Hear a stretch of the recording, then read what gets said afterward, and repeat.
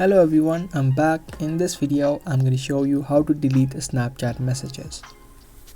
So if you want to also learn how you can, then make sure you watch this video until the end and let's get straight into it. Now to delete the chat of any person on Snapchat, all you need to do is tap and hold on the chat and then tap on chat settings.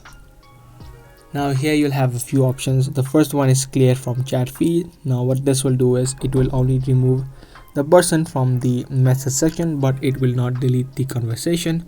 Now what you can do is you can change this setting from 24 hours after viewing to after viewing. So select this option right here. Now the other thing that you can do is you can tap on your profile icon on the top left and then tap on settings. From here scroll down and then you'll have an option of account action, and under account action you can tap on clear conversation. Now here it's going to give you all the people that you've chatted with. To simply delete the chat, you can tap on this cross on the person and then tap on clear. So that's how easily you can delete Snapchat messages.